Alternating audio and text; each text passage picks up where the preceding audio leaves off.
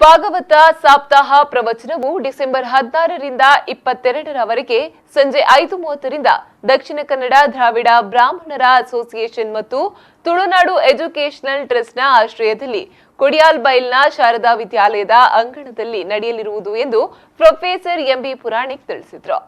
ಅವರು ಮಂಗಳೂರಿನ ಪತ್ರಿಕಾ ಭವನದಲ್ಲಿ ನಡೆದ ಸುದ್ದಿಗೋಷ್ಠಿಯಲ್ಲಿ ಮಾತನಾಡಿ, ಪ್ರಸಿದ್ಧ ಪ್ರವಚನಕಾರರಾದ ಹುಬ್ಬಳ್ಳಿ ಶ್ರೀಹರಿ ವಾಳ್ವೇಕರ್ ಅವರಿಂದ ಕಾರ್ಯಕ್ರಮವು ನಡೆಯಲಿದ್ದು, ಪ್ರತಿದಿನ ಸಂಜೆ 5ರಿಂದ ವಿವಿಧ ಮಾತೃ ಮಂಡಳಿಯವರಿಂದ ಶ್ರೀ ಭಗವನ್ ನಾಮ ಸಂಕೀರ್ತನೆ ಕಾರ್ಯಕ್ರಮ ನಡೆಯಲಿದೆ ಎಂದರು.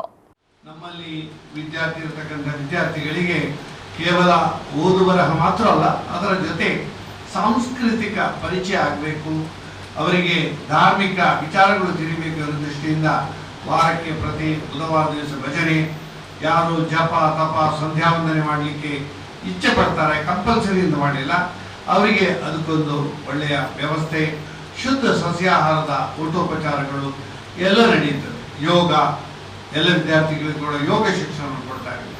ಅದರ ಜೊತೆಗೆ ಸಮಾಜಕ್ಕೆ ಪೂರಕವಾದಂತಹ 10 ಹಲವಾರು ಚಟುವಟಿಕೆ ನಾವು ಮಾಡಿಕೊಂಡು ಬರ್ತಾ ಇದ್ದೇವೆ. ಮುಖ್ಯವಾಗಿ ವಿಪ್ರ ಬಾಂಧವರಿಗೆ ಅನುಕೂಲವಾಗುವಂತೆ ಪ್ರಸಿದ್ಧ ವಿದ್ವಾಂಸರುಗಳಿಗಿಂತ ಧರ್ಮಾಚರಣೆಯ ಬಗ್ಗೆ ಅವರಿಗೆ ಮಾಹಿತಿ, ಅದೇ ರೀತಿ ವರ್ಷ ಪ್ರತಿ ಹಲವಾರು ವಿದ್ಯಾರ್ಥಿಗಳಿಗೆ ಆರ್ಥಿಕವಾಗಿ ಹಿನ್ನಡೆ ಉಳ್ಳಂತಹ ವಿದ್ಯಾರ್ಥಿಗಳಿಗೆ ವಿದ್ಯಾರ್ಥಿ ವೇತನ, ವಿದ್ಯಾ ವಿಕಾಸ ಯೋಜನೆ ಎನ್ನುವಂತಹ ಯೋಜನೆಯ ಮೂಲಕ 10 ಲಕ್ಷದವರೆಗೆ ನಾವು ಅವರಿಗೆ ಆರ್ಥಿಕವಾಗಿ ಹಿಂದುಳಿದಿದ್ದು ಪ್ರತಿಭಾವಂತರ ವಿದ್ಯಾರ್ಥಿಗಳಿಗೆ ಸ್ಕಾಲರ್ಶಿಪ್ ಅನ್ನು ಕೊಡ್ತಾ ಇದ್ದೇವೆ.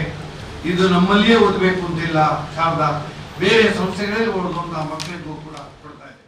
ಸುದ್ದಿಗೋಷ್ಠಿಯಲ್ಲಿ ಸಂಘದ ಅಧ್ಯಕ್ಷ ಕೃಷ್ಣಮೂರ್ತಿ, ಕಾರ್ಯದರ್ಶಿ ಸುಧಾಕರ್ ರಾವ್ ಪೇಜಾವರ, ಸದಸ್ಯರುಗಳಾದ ಕೆಎಸ್ ಕಲ್ಲೂರಾಯ, ಪ್ರದೀಪ್ ಕುಮಾರ್ ಕಲ್ಕುರ ಉಪಸ್ಥಿತರಿದ್ದರು.